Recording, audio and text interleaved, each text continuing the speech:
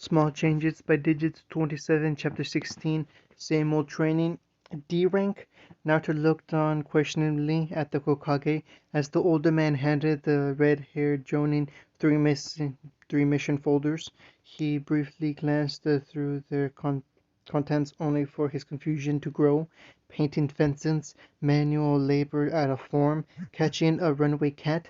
These weren't missions, these were chores you would get a neighborhood kid to do for a few real.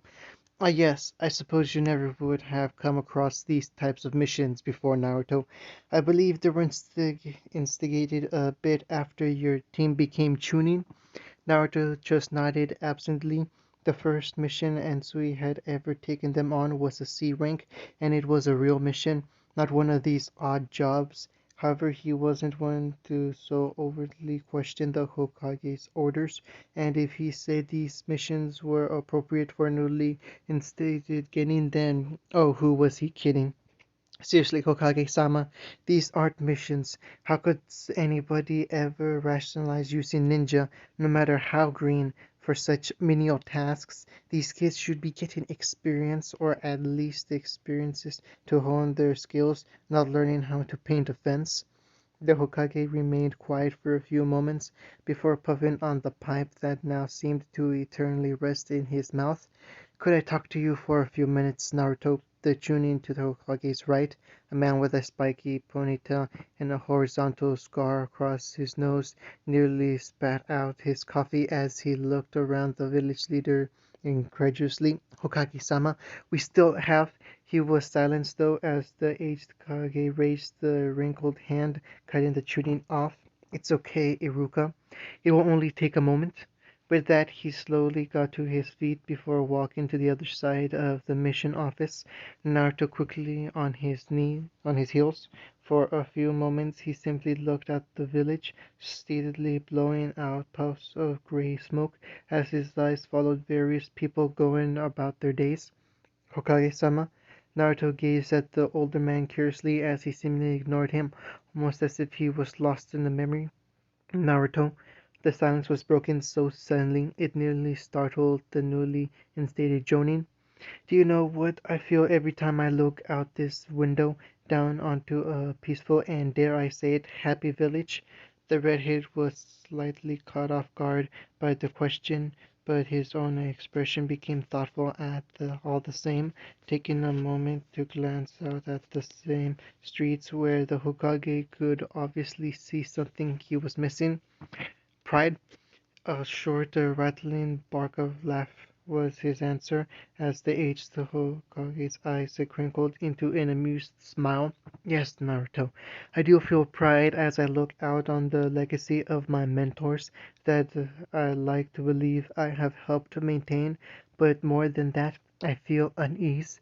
Naruto blinked but didn't say anything to interrupt the man. "I feel unease because I know better. I know that this peace can only ever be temporary. Unfortunately, I lack the optimism my own pupil displays for a better world." He turned around and for a moment Naruto caught a hint of true age in that man's dark but still compassionate eyes. "I've seen too much, lived too long as a shinobi in the service of the village I love, to ever believe that this cycle of war and peace could be broken. I've left that kind of idealism to my successor." He puffed out another smoke ring, watching as it floated towards the canyon on the other side of the room. "We are different to them, Naruto. We are shinobi molded by hotter tempers and higher pressures, and, while those conditions may have created better blades, they also create the ones much easier to break." Naruto stayed silent through all of this, not sure what to feel as the Hokage seemingly unloaded this onto him. The conflict of Hokage is an odd one to picture. On one hand, I wish more than anything that this village remains safe and the people within remain happy, for that we need strong shinobi to protect us. On the other hand, I do not wish away the children of those very same shinobi. I would rather them stay weak and blissfully innocent." The Hokage had a faraway look in his eye as he turned up to the Hokage monument, but after a moment of staring clarity returned, and he tilted his head back towards Naruto with an easy-going smile. What I am saying, Naruto, is that in these times of peace, allow the young ones to hold on to what innocence they have for what little time they can. We relics of war are still around to watch over them until it is their turn to accept that mantle from us and one day surpass us. With that, the man began to slowly move back across the room, but not before one last comment. You know, my own sensei, the nun dame, once told me that the only way to truly learn about ourselves is to teach others. It was why he made it a condition that all Hokages take on a student or a genin team before they can be considered as a candidate. Naruto's eyes widened at the subtle message the Hokage was trying to convey, but before he could say anything, they were back and the older shinobi was settling back down into his chair, a small smile twinkling his features. Now, where were we? Ah, yes. So what will it be? Painting fences, farm working, or catching Tora? Sensei, this is boring. Sakura blew her hair out from where it had fallen over her face. She was sweaty, damp, and dirty, not to mention covered in scratches from when they had to catch that demon of a cat. Right now she was the wrist deep in the earth, pulling out various undefined vegetables that may or may not have been trying to pull her back in. Yes, Sakura, I heard you the first time, and the second, and the fifth.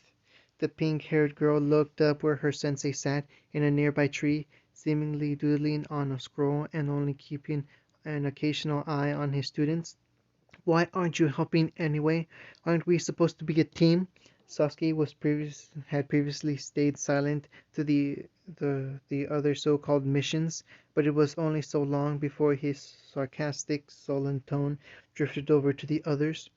Naruto just smiled though, still not taking his eye off whatever it was he was writing or drawing. Ah, but the mission briefing clearly asked for a team of genin for these tasks. I'm a jonin, you see. It's always important to stick to the mission parameters where possible, Sasuke-chan. The dark-haired Uchiha merely narrowed his eyes at the irritated nickname his sensei had decided to give him. It reminded him far too much of his cousin Shisui. Sasuke recently decided he didn't like his cousin Shisui all that much anymore. But it is pretty dull, Sensei. Even training is more exciting than this. Finally, the last member of their quartet spoke up, having just emerged from a large shed, definitely not smelling as fresh as when she woke up that morning. However, once again, Naruto was quick on the return as he flicked his brush into the air flamboyantly before sliding off the tree branch, much to the genin's chagrin, though when his feet touched the sudden muddy ground, they didn't so much as sink a centimeter in. But without them, how would I teach you all these important lessons? With that, he managed to get all three of his genin to glare at him as one. If that wasn't some team coordination, he didn't know what was. What lessons? All we've been doing is stupid chores. Naruto tilted his head at the pink cat as if he was genuinely confused by her words. What are you talking about, Sakura? Didn't you learn a lot about your teammates as you tried to hunt down Tora? The girl looked about to retort when she blinked, her fist falling to her side as she stared at a random spot on the ground incredulously. And that brings me on to one of the most important things I can teach you as a young shinobi. He paused, making sure he had the attention of all his students before grinning. Everything is training. There was silence for a few moments, save for what sounded like a crow cawing some distance away. That's it? That's your big revelation? That everything is training? Naruto just grinned, nodding his head sagely. I can never teach you something more important than that. While Sakura continued to look like she was in a confused daze, Ami spoke up in her head. But what do you mean, Sensei? How is picking vegetables or painting a fence training? She purposely left out catching Tora. Anybody could see that was training of the most hellish kind. Simple. Even now, I'm training my chakra control by keeping my feet above the mud with the surface clinging exercise. You'd all be a lot less muddy if you just thought outside the box a little. Even painting the fence should have shown you how economic planning can save you both time and effort if you coordinate with your teammate. At that, Sasuke looked down, his brow furrowing as he had just realized something so obviously fundamental. This applies to everything. Naruto grinned again, glad his students were so easily accepting his first real lesson. Everything. Sasuke nodded slowly before looking down at the ground. He suddenly flashed through hand seals before exhaling a small, thin stream of fire along the ground in front of him, instantly hardening the mud at his feet. Immediately he took off along the ground, jabbing his hand into the earth ever so often to snatch out a vegetable. Naruto grinned as he watched the young Uchiha go, glad the boy understood even if he was confused by the inefficient way he was doing it. Sensei? The redhead blinked as he turned to see Ame standing rather close to him, alternating between looking over at Sasuke and down at his feet. Was the surface cleaning exercise? Ako didn't even look up from her book when Naruto walked through the door at nearly midnight. Curling up on the couch, she looked like a cat that had finally found a comfortable spot. She listened to him, shook his various trappings like the Jonin vest and his arm guards before finally speaking up, nearly causing him to jump in fright considering he hadn't even noticed her there. There was a reason Uncle Wana was one of the top infiltration specialists among the Jonin. If you're having an affair, she never she better be damn sexy to warrant missing movie night. Naruto froze in place, halfway through pulling a metal-plated glove off as he looked back and forth between the couch where Uncle's voice was coming from and the open video box on the table in front of her. Crap! Uncle snorted as she finally popped her head over the back of the couch, an amused yet slightly dangerous gleam in her eye as she took in Naruto's rather nervous form. Crap is right. What's up? You're never usually this forgetful. Naruto groaned lightly as he slunk over to the couch, flopping down over the back of it so his legs were hanging over it limply as he was laying his head on Uncle's lap. The kunoichi immediately took the opportunity to start running her fingers through his crimson locks like she had done as a kid, grinning as the spiky locks refused to be split for a very second. This Jonin sensei thing just keeps getting better, you know. Did you know they don't even know the tree walking exercise at the academy now? Uncle paused for a moment with her fingers wrapping around his hair before continuing on, her momentary surprise passing. Really? Weird. Naruto shrugged rather awkwardly in his odd position before sighing. Actually, they might never have taught it. I learned it from Tao-san, and you learned it from me. I always assumed Shisui learned it from Itachi, and while Itachi was, Ako nodded, a grim expression on her face at the mention of their rogue friend. He's Itachi. Naruto nodded namely. It was never easy to broker the subject of the wayward Uchiha in the Namikaze household. The name alone was filled with such a conflict of opinions. Well, in any case, now I have to go through and find everything that the Academy didn't teach these kids and fill in their blanks. Who knew what other kinds of basic knowledge has been left out of their education? Tonight alone, I had them running up and down trees until they got the exercise down to a decent enough degree, and tomorrow I'm going to have them moving straight onto water walking. Anko just nodded absently, having lost herself in the spikes of Naruto's hair while he was talking. However, hearing that a mischievous grin alighted on her lips. Ah, ditching me for two little gaining girls? Why, Naruto Namikaze, I had no idea you were a lolicon. Naruto looked up to see Anko with a hand on her heart, in what seemed to be a genuinely hurt expression on her expertly schooled features. There was even a tear percolating in her eye, which was just unfair. I suppose you must consider me hideous with these bulbous, unsightful curves. She made sure to make an extra show of running her hands along her body, paying extra attention to her chest that was currently only concealed by an all too thin t-shirt. Of course, Naruto wasn't one to be defeated so easily. He had lived with Uncle too long for that. Of course, after all, what am I supposed to do with them, right? They aren't any good as handholds. Uncle couldn't suppress the moans as Naruto suddenly flipped in place, straddling her waist and gripping her breast through her tight shirt, grinning as he kneaded them slowly. They just seemed so heavy and useless. He lifted them up only to let them bounce back down onto Uncle's chest and causing a shudder to run down the woman's spine. They don't even taste all that good. The last straw for Uncle was when Naruto leaned down and with the touch of the faintest gentle latched onto her nipple. She immediately grabbed his head, pulling him off her chest and up to her mouth where she quickly slapped her lips against his.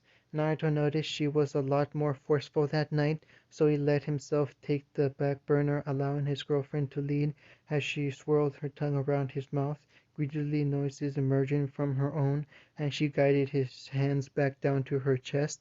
For just a moment she allowed them to separate, dry pants emerging from her moist lips as a sadistic spark alighted in her eyes. "You missed movie night?" Naruto simply grinned in response as his hands began to trail a lot lower than her chest. "Well, then I guess I have some making up to do."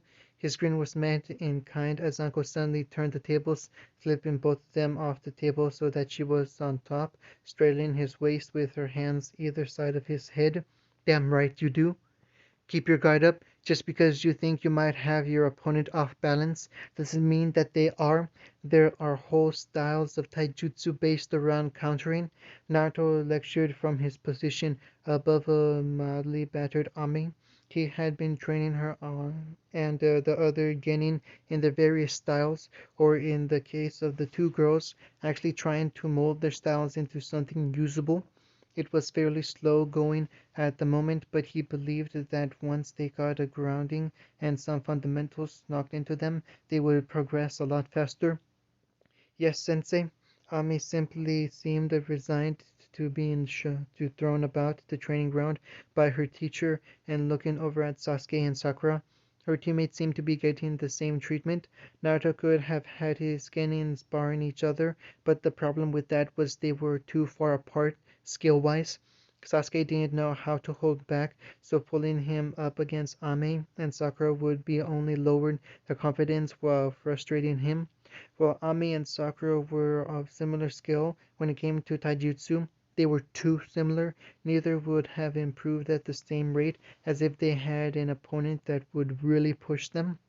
And so Naruto was filling in that role for each of them, using shadow clones that held back a great deal to push them, but not to the point they were truly straining to keep up. In Sasuke's case, he constantly made sure to highlight the gap between their skill levels. The boy seriously needed a dose of humility that Naruto was slowly but surely hammering into him. In the girl's case, he just pushed them as any slightly superior opponent would. He could tell after the first few days under his tutelage that they lacked confidence in their skill, something that could get not only them, but their squad mates killed out in the field. "Now come on, draw your sword like I taught you." A smooth sword draw is half the fight between Kenjutsu users. Catching it on the sheath is just inviting your opponent to take advantage. Ame nodded tiredly again, bringing the long katana up to her side and passing her hands and feet as she had been taught. While it was exciting for her to learn the art her sister spoke about with such passion and looked forward to surpassing her with it, it was a difficult and time-consuming style to learn. However, every moment she spent with her hands around the hilt of that sword, she felt fulfilled, excited, even confident. Normally it was something that only a few weeks ago she had no trouble with, but after seeing the gap between her and Sasuke and truly understanding what that meant, now she was out of the academy, her pride was taking a significant blow. "Do you understand?" Red flushed through her cheeks as she realized Naruto had been talking while she was lost in her thoughts, and quickly imitated the stance she was showing her to the best of her abilities. The redheaded Jonin looked over her with a critical eye, only inviting more pink into her blush, as it looked like he was seeing right through her, analyzing her every minute minute detail. Slowly he picked across her form, subtly adjusting various aspects like the bend of her elbow, the tightness with which she held the grip, until the stance felt comfortable and natural. Better, but you'll need to learn to recognize the slight flaws in your form before they become ingrained. Even when you practice, so make sure to make sure what you are doing is comfortable and doesn't seem forced. As long as the movements flow when you should be fine. He smiled lightly at that, the signal Ame could drop her stance, which was met with a thoughtful sigh. While the katana felt light at first, it quickly became heavy after holding it up like that. You know, your sister once liked Kenjutsu to a dance. It's all about reading the flow of your opponent and matching it so. Naruto winced slightly as a loud voice suddenly called across the clearing. Yo, what's up, Team 7? Long time no see. The redhead looked over along with his genin as another genin team walked into the training ground. The one who spoke was a rather excited-looking boy with spiky brown hair and a small puppy riding in the nape of his jacket. An Inuzaka, then. What are you doing here, Kibabaka? The Inuzaka, identified by the triangular marks resembling fangs on his cheeks, gained a small tick over his eyes as he looked over to where Sakura had shouted at him from. However, it was his teammate, a quiet boy wearing high-collared gray jacket and similarly spiky brown hair that spoke up for him, likely an Aburama given the dark sunglasses he wore. Why? Because we came to train, of course. It is only logical considering we are in a training ground, yes? Oh yeah, definitely an Aburame. The style of speech was unmistakable. Appropriately enough, the little group of clan children seemed to be rounded out by a young Hyuga girl. The pale white eyes couldn't have been anything else.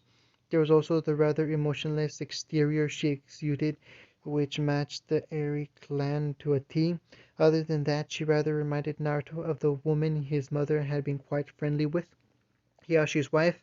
Ah, sorry. I didn't realize that another team would be using. Oh, it's you, Namikaze-san. Finally, the redhead's gaze drifted over to the Jonin sensei of the team, that same woman he had met when he had first been assigned his team. Ah, Kurenai-san. Naruto is fine. He looked back across at the assembled Genin and smiled. So your team came to train, did they? How about a few sparring matches? It'd be nice to know where my team is in the graded scheme of their year. Kurenai seemed thoughtful at the suggestion before finally acquiescing. A few minutes later, and everybody other than Sasuke and Shino was leaning up on the edge of the clearing, with the two aforementioned genin facing one another at the center.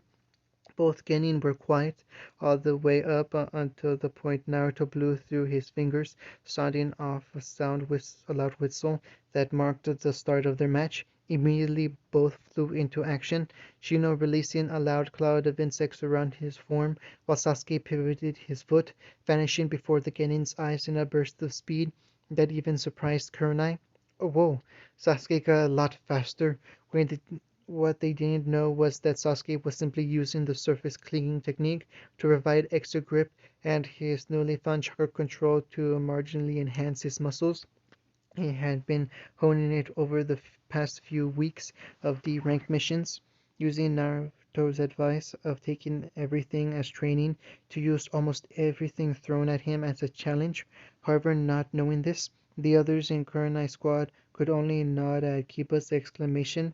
A few minutes later, and it was over. Shino subverted Sasuke a few times with his insect clones, but Uchiha proved too much, too fast, and quickly bested Shino where he was forced. In Taijutsu, the fight was painfully one-sided, and Kurenai seemed a little down that one of her more powerful genin was so easily beaten. Naruto, on the other hand, was rather proud of Sasuke. In a truly Naruto style, he had used speed as an overwhelming force without going so far as to humiliate his opponent. The boy was getting better at using the appropriate amount of force for the situation he was in. Maybe those D ranks had some worth after all. He quickly turned his attention back to the field, though, as Kiba and Ami walked out together, only to feel a tug on his sleeve from Kunai. Are you sure about this match? Naruto. Kiba was one of the more powerful grades in his year, and Ami was, well, Naruto raised an amused eyebrow as he turned back to the field where the two genin were scoring up to one another. The dead last, Kurenai just nodded lamely while Naruto chuckled. Don't worry about it too much, Kurenai-san. Ame has progressed a lot since then. He was about to turn his full focus to the match when he caught Kurenai mumbled something to his side. Sorry, what? The woman just widened as she realized she had been heard. Kurenai, you could call me Kurenai if you're letting me call you Naruto. The redhead tilted his head slightly before grinning, causing the vaguest hints of pink to creep up on Kurenai's features. Sure, Kurenai. With that, he turned back to the match that was just about to start, not noticing Kurenai turn her head away to hide the faintest of blushes. Out on the field, he could easily hear Kiba complaining about the matchup. Come on, why'd I have to get the dead last? Ami's eyes twitched at that as she slowly drew the katana by her side, holding it up as she had been taught. I'm a different person that the one you graduated with, Kiba Baka. The Inuzaka simply snorted, though, settling into a lazy stance that just showed he wasn't taking her seriously. Oh, please. So you got a sword, a big whoop. I won't even need Akurama to beat you. With that said, the little white dog in his jacket bounced out of his clothes and scampered off to the sideline, where Kurenai picked him up. From the sidelines, Naruto looked across to Kurenai amusingly, only to see the woman with her face in her hands. However, he turned back to see Ami suddenly shot forward, hoping to catch Kiba off guard with a sudden burst of speed. She managed it, but only for a moment before Kiba used his superior reflexes to narrowly move to the side. His eyes widened in surprise. Damn, first Sasuke and now you. What's that what's that guy giving you to make you guys so fast? Ame grinned from where she had back off to, wary of counterattacks from the Genin. You shouldn't be so surprised. Naruto Sensei is the fastest man alive after all.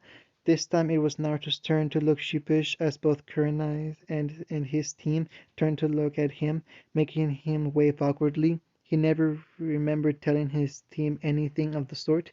Kiba was quick to recover though as he suddenly dashed forward, easily matching Ami as they engaged in a flurry of taijutsu and kenjutsu.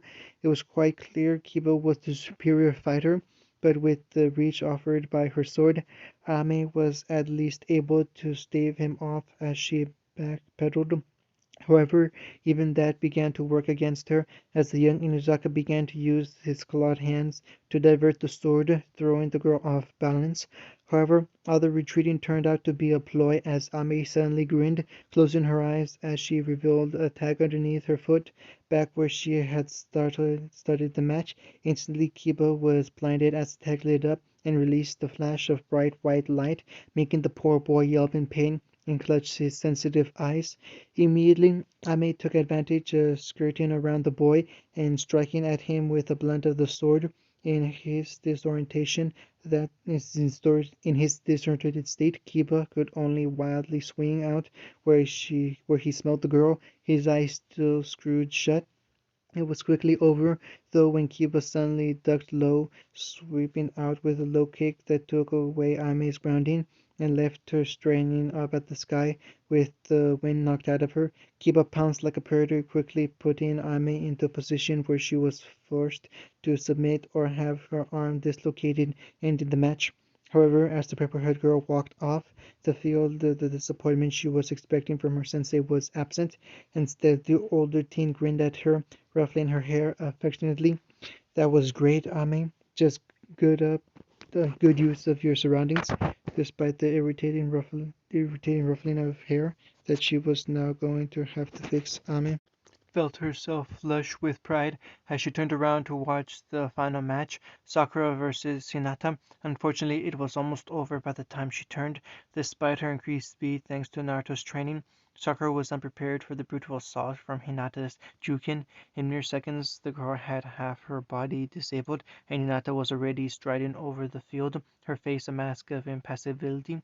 To side both Naruto and Kurenai were frowning. It had been an obvious overuse of force against an inferior opponent. Naruto had hoped to show Sakura how powerful a serious kunoichi should be at her age, but pairing her with the Hyuga but this might very well shatter her already shaky confidence in her skills. Well, I suppose I should get Sakura over to the hospitals then. The redhead picked the now immobilized girl up gently in his arms, wincing as she groaned at the contact. It had just been unnecessarily brutal. Oh, wait, Naruto. He turned back to see Kurenai still standing there as her team walked off. Kiba arrogantly consoling Shino on his loss as Hinata walked a few steps behind. I was thinking, as we're all now joining Sensei, that you, me, and Asuma could get together, talk about the team, and see if we're missing anything. Naruto raised an eyebrow at the suggestion, before nodding with a shrug. Sure, how about at the Dangoya tonight? I need to get Sakura to the hospital. He jiggled at the girl in his arms only to get a groan in response. So if you get Asuma, I'll see you there. Kurenai smiled brightly at that, nodding before she blinked as she replayed his words. The Dangaya. You like dango? And Naruto just grinned as he began to walk off, making sure not to jostle the genin in his arms. Let's just say I've had to acquire a taste for the stuff. He paused, though, a frown on his face as he turned back to the female Jonin, the previous mirth gone from his features. If I might ask, though, what's up with that girl? The way she acted in that match? He left it there, but Kurenai understood all the same. Her expression saddened as she looked off in the direction her team had left for the bye. Please don't hold it against Hinata. She used to be such a sweet and caring girl. Suddenly that sad expression turned into one of quiet rage as her delicate lips twisted into a scowl. Of course, the Hyuga quickly saw to that. However, the rage quickly fled, leaving her looking a little helpless and tired. I think the final straw for her was having to fight her own sister just so she wouldn't have the cage bird seal. The raven-haired woman began to walk off to follow after her team, with only a final remark. Her dream was once to unite the branch main house of the Hyuga. That was the kind of person she was. Yeah, she just made her realize that she couldn't do that with that damn seal on her head.